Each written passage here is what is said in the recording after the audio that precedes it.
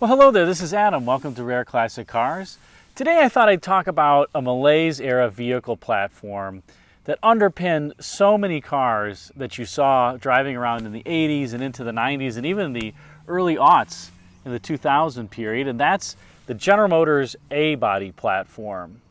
Now, the A-body platform until 1981 designated GM's intermediate rear-wheel drive vehicles. And in 1982, the A designation switched to the front-wheel drive cars, which it introduced the Celebrity, the 6000, the Cutlass Ciera, and the Buick Century. And then the intermediate rear-wheel drive cars became the G bodies. So the A-body platform was really, from a front-wheel drive perspective, had tons of similarity to the X car. It was introduced in 1979, the Chevrolet Citation, Pontiac Phoenix, Oldsmobile, and the Buick Skylark. But it was slightly longer. It had the same wheelbase, same width, but slightly longer, which allowed the car to be classified as an intermediate. And it soldiered on from 1982 all the way to 1996 and spawned so many different variations of a car that admittedly today, it looks unique because nothing else has that really boxy, upright, angular waterline styling. But back in the day, this was a car that General Motors was kind of panned for in terms of how similar the styles looked across the various divisions, to the point that in September 1983, Fortune magazine put a series of A-bodies on the cover and said, "Will success spoil General Motors?" was the title of the cover.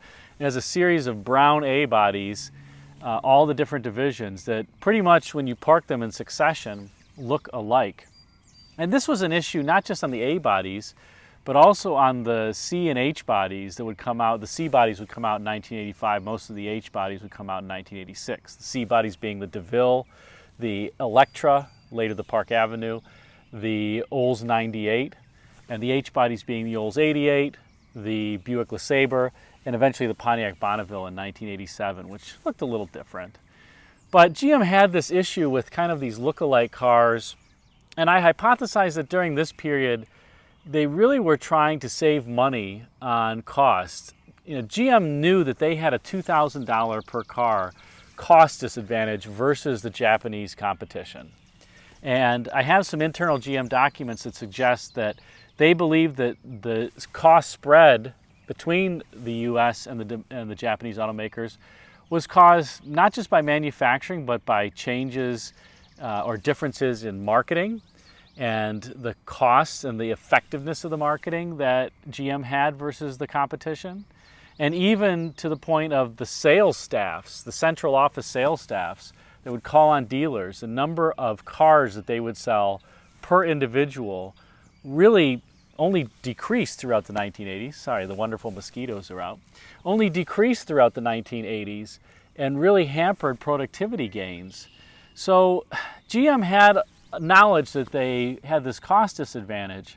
And I think, frankly, it drove a lot of common part sharing on the exterior and the, I would say, the expensive parts to design and develop, like chassis. The A-body sharing a lot with the X car. The exterior sheet metal on a number of the A-bodies and the windshields, the glass, the roof panels are shared on a number of them. And really the distinct elements of the cars are ahead of the sheet metal and done in sheet molded compound, like on the front of the vehicle and the rear of the vehicle. You'll see these caps. They all have so-called trapped hood designs, meaning the hood is bordered on all of the corners by the windshield, the fenders, and then by the sheet molded compound front, as opposed to the hood spilling over the top of the grille like it did on some cars. And GM essentially, kind of gave the designers the freedom to change that front area, change the back area, and aside from that, a lot of it couldn't be unique across divisions. Olds and Buick shared a little bit of the sheet metal together. Pontiac and Chevrolet shared some. When they redid the roof lines in the late 80s, the Celebrity kept carrying the old roof line while the other ones adopted it. More likely because of the cost of retooling the Celebrity body shop and the stamping dies, I'm guessing, to change the roof. and probably because they also knew that it was going to sunset earlier than the other A bodies, which continued on until 1996. But in any case, let's just hit a few highlights, and you can tell me what you want me to talk more about, because I could go on for a long time about the A bodies. I've owned a lot of these cars, and I would say by and large they're pretty good. I will caveat that by saying that if you want one that's genuinely reliable, that you're not going to have to worry about a lot of reliability issues and durability issues, I would not buy one from the early 80s. 82, 83, 84, 85, even 86. By 87, 88, they really were much, much better. GM did have a distinct quality push going on all throughout the mid-80s to improve their quality, and it did bear fruit. The late 80s GM cars are definitively better than the early 80s GM vehicles. That's not to say that they were necessarily great, but they were much, much better.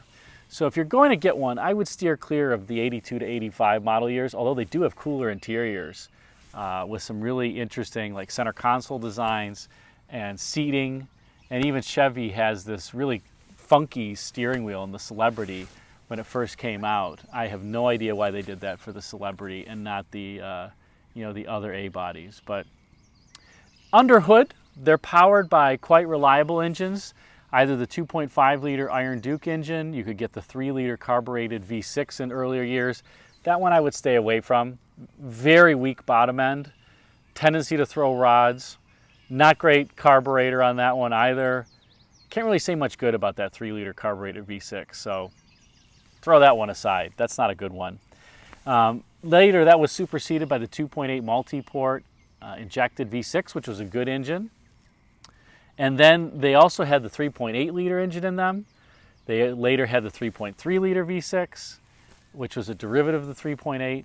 And they had even the 2.2 liter four-cylinder toward the end of the run in them. So you had a whole list of engines, and the transmissions were always a 3 or 4-speed automatic, or they did have 5-speed manuals for a few years in some select vehicles.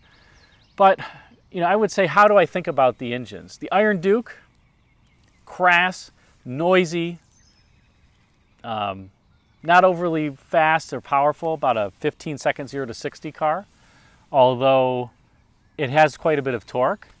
But in spite of that, I would generally call it reliable. So if you want an engine that sounds like it belongs in a McCormick and Deering tractor or an International Harvester, but it's reliable, the Iron Duke is your friend. And it was also the earliest to get fuel injection in 1982 of all of the engines. And the fuel injection, the throttle body setup is really quite good. It's very simple, very reliable, and easy to fix and cheap to fix. So the Iron Duke's a good choice, despite, if you see some of my other videos, people say, I put it on one of the worst engines of all time list because it's crass. It is super crude. And people will say, I have one in a boat, I love it. I've had one in an S10 pickup and it's so great.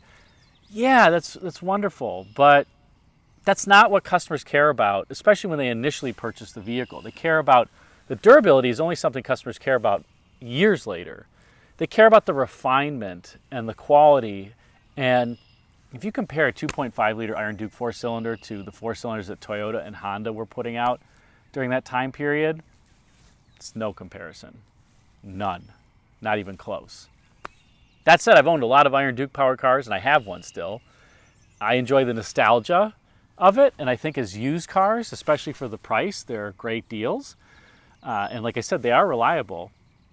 But I would have been upset if I were a new customer paying a lot of money for a new car, especially if I had come out of and traded in a 70s era vehicle with a smooth V8, powerful, quiet, and I went into that for the same price. So I have a bit of a love-hate relationship with the Iron Duke, but I would generally recommend, if you want to get one, they are quite reliable, especially once you get to that after 1985 model year versions. Some of the earlier ones did have weak bottom ends. They leak oil. The valve covers always leak on those things.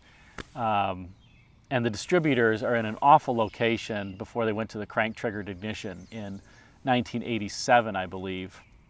And also the power steering pump belt is kind of funky to tighten if you have a pre-1987 version where they went to the serpentine belt that year as well. I would say the balance shaft versions of the Iron Duke, the 1988 and later ones, are smooth. They still are crude in terms of the noise, but they're much, much smoother and more refined than the 87 and earlier versions. So that's my verdict on the Iron Duke. I talked about the 3-liter V6, and stay away from that one if you can. It's not a great engine at all. I don't know, I can't really say anything positive about it, to be honest. And that's strange because it's a Buick V6 derivative. But that one was not a good version. The 3.8 that was available in the A-bodies was not the 3800. It's the pre-balance shaft 3.8, which is still a good engine, although it does have a weaker bottom end. There's a lot of internal, I'll say, extra internal stresses in those pre-balance shaft 3.8s because the connecting rod is off-center from the center line of the piston. So, and the pistons have deep skirts on them to prevent them from cocking in the bores. So they weigh more. They have funky stresses and strains on them. And, you know, they'll last. The timing chains and gears, it's a phenolic timing chain gear, go at about 120,000 miles-ish, something like that. But they still are quite reliable engines. 3800 was much more reliable in my mind. When GM redid that and put the balance shafts in, those 3800 engines, the pre-Series 1 engines from the late 80s, they will go 300,000 miles plus. I mean, they are rock solid. The pre-balance shaft 3.8s, once you start getting to 130, 40,000 miles, they'll go longer than that, but they're getting pretty tired. So that's the 3.8. The 2.8's also quite good. I would say some of the years where they have the X-style intake manifold, those have fuel injectors that tend to go out and leak and drip. Not a big deal. You got to pull the top of the intake off and change them.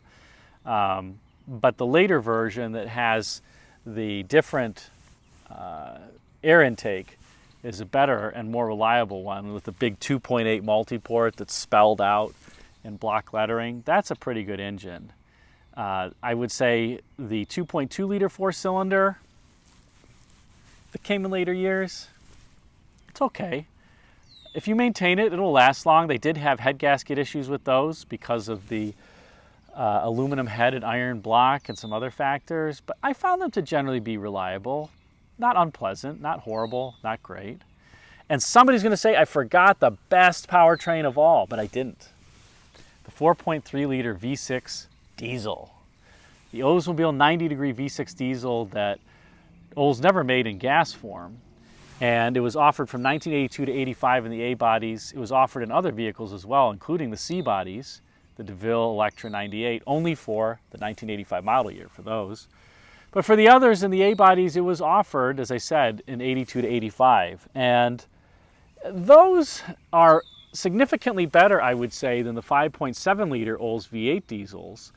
Olds had learned its lesson in a number of areas. The problem with those is they do still have a tendency to have intake gasket issues and sometimes head gasket issues. And I would say the problem is parts availability now. They just didn't make many. And if you get one, everything from the starter, is unique, to some of the basic wear maintenance items, you're going to be challenged, I think, finding parts for it. I'd love to have one. And if anybody's got one and wants to post a video of theirs, put it in the comments section. I almost bought an 85 Cutlass Ciera Brougham 4.3 liter V6 diesel about 8 or 9 years ago, and I just passed on it for the reasons that I discussed. It still would have been cool to have it. I think it was in mint condition. The guy wanted like $2,800 for it. And I probably should have bought it, but oh well, can't buy all of them. So that's the scoop on the powertrains. The automatic transmissions, I would say the 3-speeds, especially after the 85 model year, the early 3T40 or turbo hydromatic 125s can be a little bit iffy. They're not too bad, but by the 85 and later model years, they're quite good, except for the lockup solenoids, which tend to stick. But you can just unhook the connector at the front of the transmission if you want, and you lose about 5% of the fuel mileage that you might get, but so what? Or you can pay somebody to fix it. It's a pretty easy job on those. The 4-speeds, the 440 T4 that backed the 3.8 liter V6 and some of the other engines was pretty weak until the 1987 model year. So you might want to watch out for that. And a couple other things about the cars, I would say. The brake system still, remember, this is an X car, and the X car had brake issues. They do still tend to lock the rears when you step on the brake hard, especially the early model years. They didn't quite get that proportioning right until the later 80s. So it's not an issue wholly. You just want to be careful that you give yourself a decent amount of stopping distance. They'll stop, but you may lock the rears when you brake hard. I would also say the power steering racks in the early years, until the late 80s, early 90s, had the typical morning sickness issue that whether it was the J car, the A car, the X car, the C car, whatever GM car you picked that was front wheel drive, all of the power steering racks tend to go bad. And you can detect that by when you turn the wheel, it's very hard effort. And basically the internal seals in the rack start failing because little aluminum shavings from the spool valve start flying around in the fluid, and then they cut up the seals because you can imagine if you have aluminum particles suspended in oil, it acts as an abrasive. And there's nothing you can do but replace the steering rack, and that is not a fun job on those cars. You got to drop the cradle to get them out, unless somebody's got a tip or trick that I don't know of.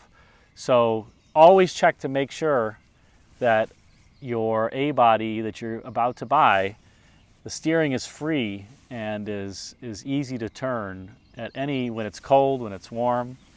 I've bought a number of these cars now, and most of them have had the steering racks replaced. Even my 1984 Oldsmobile that I have, the X car, when I first got it, I looked underneath and the steering rack has a sticker that says remanufactured for General Motors. So they all had issues. Aside from that, what are the other issues? Sometimes the window regulators, they're plastic tape mechanisms, they can break. The door latches, especially on the driver's side where you use it a lot, can break and then they won't function. That's not a hard repair. You just pop the door panel off. For whatever reason, the door handle has a place where the rod slips in to activate the latch, and after so many cycles that rod just wears through the hole that it slips in, and the door latch effectively stops functioning. It's not a hard repair. The window regulator is not fun. The HVAC systems are really good. The air conditioning is freezing cold, especially if you have it charged on original R12, and they seem to be reliable. I actually don't think I've had an A-body with air conditioning that doesn't work. I may have had to recharge them, once or something, but really good air conditioning in those cars. Good heat, really good heat. And, I would say good comfort, great seat comfort in general. The Cutlass Cieras have this loose pillow design seat that the durometer of the foam is a little too stiff. And so you kind of sit with shrugged shoulders more than you naturally should. Just something to be aware of. That's only on the earlier years of the Cutlass Ciera Brougham when they had a Brougham. They dropped the Brougham in the later 80s and then they changed the interior to something different. So that's a few tips on the A-bodies. And there's so many cool variations of them. You have the Pontiac 6000 STE that came out in 1983. The wagons came out in 1984. And I would say the STE all-wheel drive came out a number of years later, sometime in the late 80s or maybe 1990. And that's an interesting setup with a whole unique rear suspension. That's a pretty cool car. I almost bought one of those and I passed on it. It wasn't quite in the condition that I was hoping for. It had been used in the winter for obvious reasons, a number of winters, so I passed on it.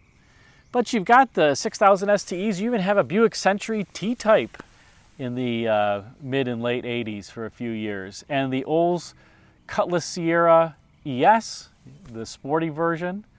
You have with cool bucket seats and perforated leather even if you want. So there's a number. I'm trying to think if there's any other unique variations. I think those are, I'll say, the most fun. The Celebrity was always kind of plain Jane, aside from that cool funky wheel in the early years and the really funky faux wood grain that they used early on too. So my designer friends, you can comment on what Chevrolet was trying to do there and your thoughts on their interior. But for a little primer on the A-bodies, how would I sum it up? I think they're, for now, especially in today's day and age, if you're looking for, used cars are expensive as heck, new cars are expensive. If you want some basic piece of transportation that'll put a smile on your face, it's not going to cost you a lot of money, it's cheap to maintain, reliable, get an A-body car from the late 80s to 1996. I think you'll be pretty satisfied. You can pick them up still for nothing. They're getting old, so people don't view them as daily drivers, but they can be put into service just fine. And I think for those of you who just want a piece of nostalgia, like I have an X-Body and I really enjoy it and it's fun. Is it a great car? No.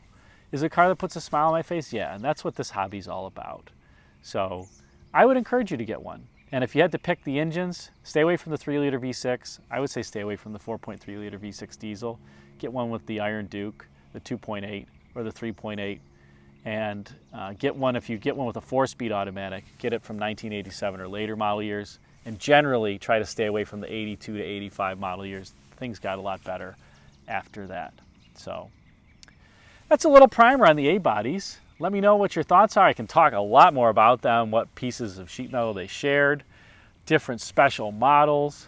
But I thought I would just talk about it. It's a car I haven't discussed yet. I've owned many of them. I enjoy them. And yeah, let me know what you think. Until next time, thanks again for watching. Take care.